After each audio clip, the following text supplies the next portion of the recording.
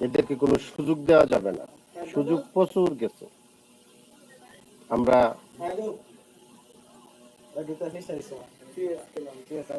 এদেরকে কোনো সুযোগ যাতে না দেওয়া হয়, এর জন্য ছাত্র ভাইদের প্রতি কথা রইল, যারা নিরীহ নিরস্ত্র মানুষকে অমানবিকভাবে নির্যাতন করেছে, তাদেরকে আইনি বিচার যেন যথেষ্ট হয় সেদিকে খেয়াল রাখতে হবে। তাহলে দেশ চুর বাটপার মোটামুটি শান্ত হয়ে যাবে। বাংলাদেশের জনগণ কেউ যেন টান্নাগিরি, দালালি এসব না করে নিজে খেটে খাওয়া, ব্যবসা হোক, কায়িক শ্রম হোক,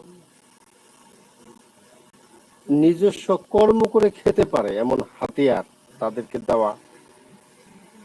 আমরা একে অপরকে সহযোগিতার মাধ্যমে যেন দেশটা গড়তে পারি, সবাই যেন কাজের সুযোগ পায়, এটা ব্যক্তিগত হোক আর কারো আন্ডারই হোক, কেউ যেন বসে না থাকে। আমরা যারা পদে থাকব, পদে থেকেও যারা কর্ম আমরা করে খাবো, তাহলে দেশ দ্রুত উন্নত হবে। আমরা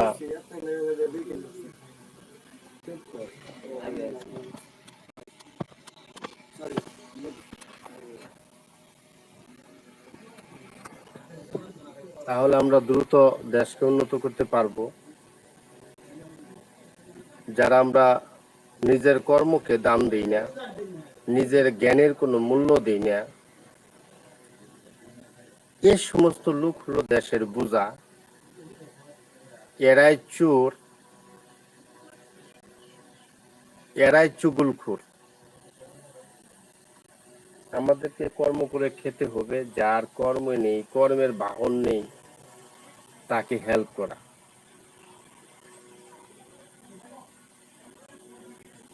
আমরা যেন দেশের সুনির্দিষ্ট নিয়ম কানুন মেনে উপযুক্ত স্থানে পরিশ্রম করে হালাল পয়সা উপার্জন করতে পারি এবং যে যার ধর্ম আমরা সঠিকভাবে স্বাধীনতা নিয়ে পালন করতে পারি। এর জন্য ছাত্র ভাইদের কাছে আবদার, আর যারা একের পর এক অন্যায় করেছে, একটা নয়, দুইটা নয়, তিনটা নয়, অন্যায় করেই চলে আসে, এদেরকে ক্ষমা করা হবে না। একজন মার্ডার করলে তার ফাঁসি হয়, আর মার্ডার কত শতই তো করলো, তাকে আবার কিভাবে ক্ষমা করা হয়? কারণ এই ব্যক্তির ক্রিমিনালি এবং লুট লালসা ভিতর থেকে পরিষ্কার হবে না, কাজে তাকে অবশ্যই শাস্তি দেওয়া হবে।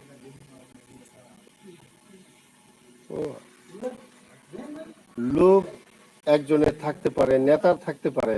লোভ যদি আমার না থাকে, আমি সেট না করলাম, ঠিক আছে। আজকে এম.কম কমপ্লিট করে আমি যখন কলেজের প্রফেসরের সার্টিফিকেট নিয়ে যাই, তখন আমার কাছে 9 লাখ টাকা ছিল। কেন? আমার টাকা দিয়ে চাকরি করতে হয়, টাকা দিয়ে আমি বেতন খাবো। আমার শ্রমের টাকাটা কোথায়? আমি যে মেধাটা খাটাবো সেটার বেতন কোথায়? এই সমস্ত বিষয় আমরা লক্ষ্য করব। মাঝে মাঝে রাগ হলে কথা বলার ভাষা একটু নষ্ট হয়ে যায়, সেজন্য সরি। আপনারা মনে রাখবেন, আসলে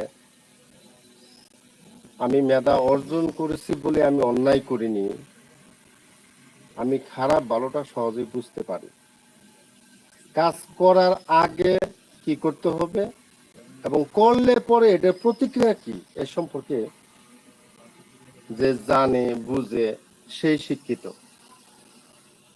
আমরা সবাই চেষ্টা করব নিজের কর্মকে, নিজে মুখকে মূল্য দিতে। আজকে এ পর্যন্তই ভাইরা আমার। আসসালামু আলাইকুম।